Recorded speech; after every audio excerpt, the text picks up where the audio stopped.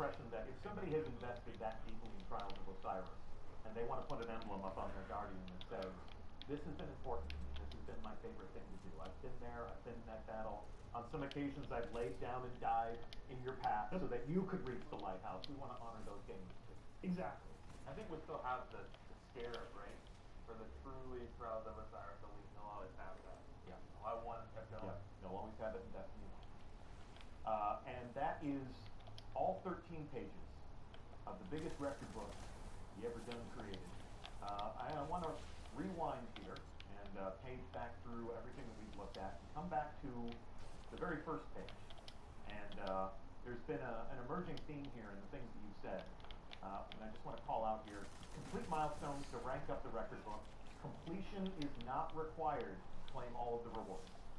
That's correct. So we didn't make it so that you have to finish every single record, every single page in the record book to get all the rewards. That's just not something that sounded fun to us. Like, most players aren't going to be excellent raiders and the best Trials of Osiris players.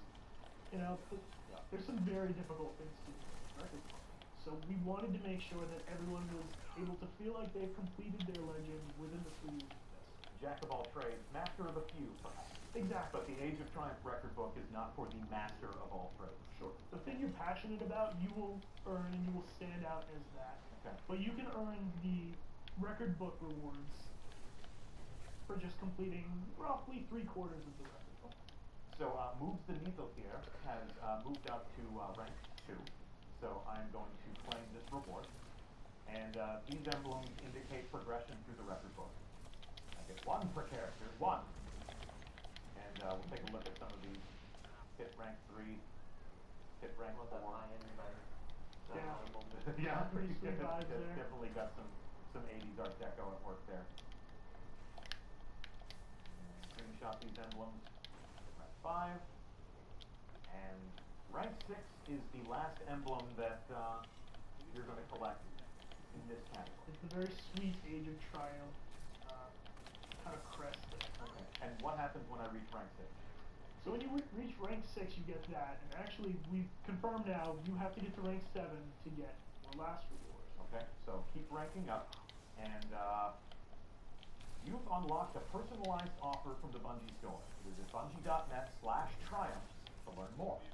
So there are people in our community who walk around wearing a shirt with this design on the front, indicating that they were legends in their moments of triumph, and they got a customized t-shirt to prove it. Correct? You doing that again? We're doing that again. We are putting it in the game, so you know that when you hit rank 7 here, you have unlocked this thing. You will go to BungieNet, and you'll have your t-shirt on. Okay.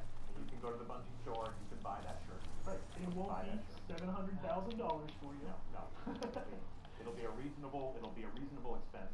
Can you show us the shirt? Again.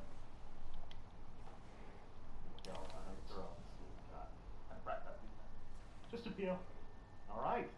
So it is a shirt with the Age of Triumph crest. Beautiful, and you'll be able to you'll be able to wear your prowess right there on your sleeve. Right now it says your gamer tag here. If that's your gamer tag, let us know and we'll send you that. If that's your gamer tag, Get that. They better show us their rank 7. yeah, exactly. We're gonna need proof on that. So your PSN ID or your Xbox Live gamer tag can go right on the shirt, so that when you walk around in a place where you might discover other Guardians, people can be like, it's not a matter of hitting 100% in Destiny the game, but you have hit 100% in this record book, which is an indication that you played a lot of Destiny. You played a lot of Destiny. And one thing I do want to call out, which might have been obvious, and Joe kind of hinted at it, this record book is a count scope. So all the trials you've done on all of your Guardians will count towards us. It's not like, I have to go get my Titan and do trials, go get my Hunter and do trials. No. These are all account scope. You do them one, you are done. Okay. One and done across any number of 3 Guardians. Correct. Okay. Even if you've been deleting Guardians along the way. The only place you will not get credit for that would be your specific class-based ones. So if you had a Hunter, you delete them, well, we don't have that data anymore, so you shouldn't count on it. Okay. You know who deletes a lot of characters in Destiny? Oh, yeah. He should. Alright, so moving right along, we are going to take a look at these raids, Joe. Oh, okay. These raids.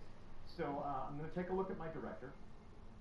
Actually, I'm going to take a look at your director. And as part of Age of Triumph, you have a whole suite of featured activities. The bottom left-hand corner of the director, since the launch of Destiny, has been come here and do special stuff. Come here and embrace the Destiny endgame. Looks like that's changed up a little bit.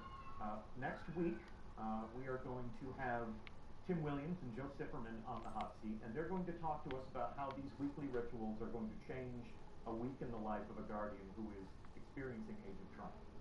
For the time being, talk to us about this, because this is a very notable new addition.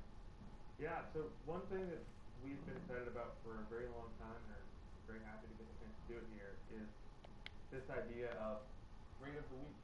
The idea that you've got a team of your 5 friends that you want to play content with, and you're no longer playing the same raid over and over and over again because it's the only one that's a perfect light level. We're introducing this concept of a weekly featured raid. So a featured raid means not only is it a 390 light, all the challenge modes are active. Okay. So previously, the raid that is current in the endgame of Destiny had different challenge modes week over week over week. So different encounters were the featured, difficult, intense moments in that raid. We can see here that you have a Templar challenge and an Atheon challenge, and when Vault of Glass is the weekly featured raid, both of them will be active. Always. Making that's a tough raid. That is a tough raid. And so what you need to do is, as you're trying to decide, alright, well, we want to complete the featured raid because just completing the feature itself has some unique abilities. Or maybe you guys are game enough for the Templar challenge, but you aren't game enough for the Atheon challenge, which we think is the hardest challenge that we've ever made. Yeah. How do you beat Atheon then? Very carefully. Very careful. Very careful. They love us for answers like that. But raids are supposed to be the ultimate mystery, so you get a pass. Yeah, and I think one thing that probably some people are worried about right now is, okay, well, I'm really excited about when it's Vault of Glass featured week, and I'm really excited about when it's Sort of Zen featured week. But what about Kingfall and Wrath? Yeah. I've already played those raids, played them maybe recently, and I maybe have all those rewards leveled up. Well, there's new stuff coming down the pipe. We've worked together to sort of really come up with a system where no matter what the featured raid is, not only are you going after these cool ornaments, but there are unique rewards, and there's even some new rewards from these old raids. Some of you might realize that, hey, those old raids never had ghosts, and those new raids never had sparrows. Oh my. Okay. All right. So we got a question mark there. Raid set here. If I have trophies in my vault, if I have my old Vault of Glass helmet that I always adored, and it's been collecting dust these past couple of years, am I going to be able to pull that out and infuse it and start using it right away, or am I going back into the vault to capture that again? So we are coming out with a new Vault of Glass helmet. And one of the reasons I think you're going to be really excited about this new one is it has 2 master ornaments. So there's lots of ways you can make your new gear coming out with real stuff. And it's going to drop at what are going to be the drops? If you're still light playing, it's dropping at 400. Okay. Cool. So go in and enjoy those raids. I played the Vault of Glass during Destiny Year 1 a couple times. Got nothing but shards. But Destiny has become a kinder, gentler, more rewarding game. And how would you describe the investment move with these raids coming back in the front? I can't use the tagline the live team uses, but it's generous as heck. Generous as heck. Okay. I was going to say frick. Okay. Frick is a good word. Whatever profane Generous as frick. substitution you prefer is as generous as that. All right. So talk to me about the rollout schedule here. So we have this weekly featured raid activity. Who's up first? Are we going to Venus to play the Vault of Glass? So we are not going to Venus first. All right. Where are we going first? Week 1, we are going to Crota Zen. So in the reprisal of Crota, we think we got to do a lot of exciting things to really make Crota shine. And we want Crota to come out week 1 with all these great new changes. Okay. And so one of the benefits of the rollout schedule is week 1, Crota is going to be the featured raid, and it's also come out with these 390 hard moves. When week 2, when Vault of Glass comes out as a featured raid, you can still go back and play further than 390 hard. It won't be featured, the challenge modes won't be on, but you can play that week if you want to. Okay. And then when week 3 hits and King's Fall becomes the featured raid, you can go back and if you want to raid a bunch, you can raid all of the raids that week at 390. Raid your ass off. Okay, so the rollout schedule, we're going to do one every week across the month of April. Correct. Beginning on March 28th. March 28th. So we begin with Crota, go in and see how Crota has been, pulled apart and rebuilt. Then Vault of Glass. Then we come in on the 3rd week, and we play King's Fall, and then your baby, your Wrath of the Machine. So if you look even here, we're at a setting where King's Fall hasn't been unlocked yet. Yeah. So right now he just has the 310 version. Those versions aren't going away. The 310 hard mode version will always be there. The 290 light version for normal mode will always be there. But we're adding a new node. Correct.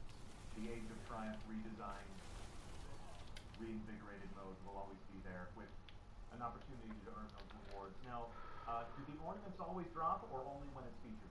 Featured is where you're going for your ornaments. Okay, so you're looking for that weekly featured raid to get the best stuff out of these And activities. you should be excited about this stream 3 weeks from now because there's more than just ornaments that are coming out of those features.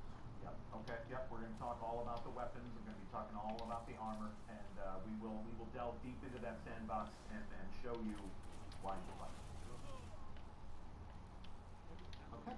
Well, I think that gives us a pretty good understanding of how all of this is going to work. You've got your weekly featured activities. If you're looking at these other icons right now, we're going to delve deeply into the details of how all of these will also play a role in Age of Triumph, how all of these other activities will also be a worthy step in your path to reach 400 light. We might even talk about how we're going to add a little bit more mayhem to strikes in terms of the Nightfall. But that will be a conversation for Joe Sifferman and Tim Williams to have. For the time being, I'm going to put down this controller, and we're going to let Cosmo and his raiding party pick up their controllers. We're going to join them live for a raid in progress. We now come to you live inside the Vault of Glass. Take a bow, gentlemen. So we have a raiding party all set up and ready to go here. And while they play, while they tackle the Age of Triumph Vault of Glass, talk to us about what you had said before. Like, when did you really start thinking it would be fun to do a director's cut of these raids? Yeah, so I think even in just post King's Fall coming out, we sort of learned a lot and from the community really playing these and thought, man, we really think we could make these raids shine. And this idea of, we didn't want to change the raids, we didn't want to make them something they weren't ever. So this is, you're not going to find a take-a-side Vault of Glass or a Steve-a-side Further Than. There was some significant fear and angst there. A little bit of ripping your pants last week. Our goal here was really to look at these experiences and say, how can we make them shine? So if you were one of the Guardians that really liked to stand up on a ledge and snipe some oracles, you might have to get a little closer this time around. Okay. But we also think any time we made sort of a change in that direction, we tried to make a change in a way that we thought the encounter was going to be more fun and more player friendly. So also for these sort of pre-Templar encounters that they're in right now, we just cut a little of the time off. We said, you know what we really didn't enjoy in year 1 was spending 10 minutes on oracles, swiping on the last one, and having to go back. So we made them a little bit shorter. And that's sort of been our philosophy with all of these raids. Going in and sort of looking at the fossil of Vault of Glass and taking a brush and brushing it off and saying, what's a little thing that we think would make this a little more enjoyable? Or where did we misstep a little bit? Yeah, that's the challenge for you guys when you go back and touch this content again. These are deeply meaningful experiences.